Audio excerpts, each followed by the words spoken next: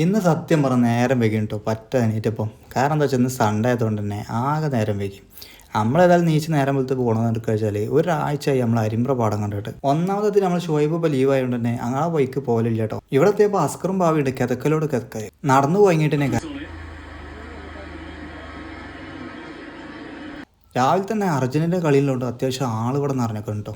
എല്ലാവരും കളി കാണാനുള്ള ആവേശത്തിലാണ്. ഞാനും കുറച്ചു നേരം കണ്ടിരുന്നു. 1-0 ആയപ്പം നമ്മൾ വല്ല ചായയും കൊണ്ട് അപ്പുറത്തെ കണ്ടത്തേക്ക് പോയിട്ടോ. ഇവിടെ ഇരുന്നാണ് ചായയൊക്കെ കുടിച്ച് ഈ തോടൊക്കെ കണ്ട് ഇവിടെ ഇങ്ങനെ ഇരിക്കാനാണ് വേറെ രസമാണ്. കാര്യം എന്തായാലും ഷോയ്ബും കൂടി ഉണ്ടെങ്കിലേ ഒരു രസമുള്ളൂ കേട്ടോ. KC ആണെങ്കിൽ നടന്ന് നേരമ്പേക്ക് വരുന്നുണ്ട്. നമ്മൾ ഈ തോടൊക്കെ നോക്കി ഈ പാടൊക്കെ ഒന്ന് കണ്ടിട്ട് എന്തൊക്കെയാണ് ഇവിടുത്തെ അവസ്ഥ എന്നറിയില്ലല്ലോ. ഒരാഴ്ച ഇങ്ങോട്ട് വന്നിട്ടേ മുമ്പ് ഡെയിലി വന്നിരുന്ന സ്ഥലമാണിത്. പക്ഷേ ഇവിടെയുള്ള മാറ്റം ഭയങ്കര തന്നെയാണ്. കൃഷി പറഞ്ഞാൽ നെല്ലൊക്കെ അത്യാവശ്യം വലുപ്പം കാര്യങ്ങളൊക്കെ ആയിട്ടോ. പിന്നെ ഇതാ നമ്മളെ മലയൊക്കെ ഇപ്പോൾ തെളിഞ്ഞ് കാണുന്നുണ്ട്. കോടയും കൂടിയൊന്നും ഇല്ല ഇപ്പോൾ. മഴക്കാലാണെങ്കിലും 2 ദിവസം വെയിലറച്ചാൽ പിന്നെ നല്ല ചൂടിനാണ്.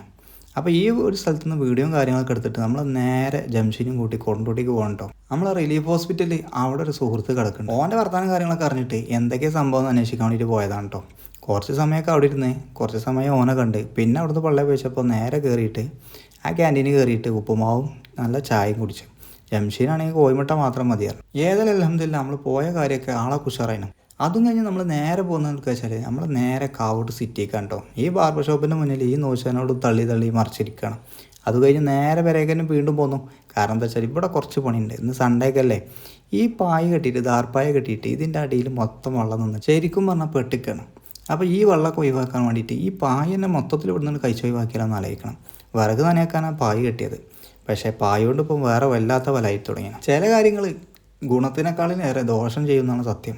ഏതായാലും ഇവിടുത്തെ മൊത്തം സാധനങ്ങൾ എടുത്തിട്ട് നമ്മളെ ഓലയും കാര്യങ്ങളൊക്കെ എടുത്ത് തൊടുവ് കയറിയാണ് കേട്ടോ. തൽക്കാലം വെള്ളം നനയാക്കാൻ വേണ്ടിയിട്ട് വിറകിൻ്റെ ഉറവിൽ വേറെ ഷീറ്റുണ്ട്.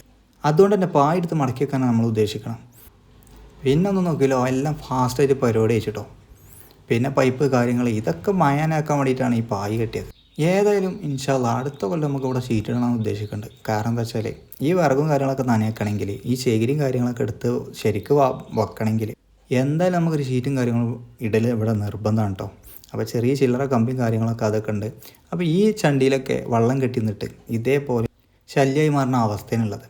ഏതായാലും അൽഹംദുലില്ലാ ഇന്നൊക്കെയുള്ള ഏകദേശമൊക്കെ വൃത്തിയാക്കണം. ഇനി ബാക്കി നാളെ വെക്കാം.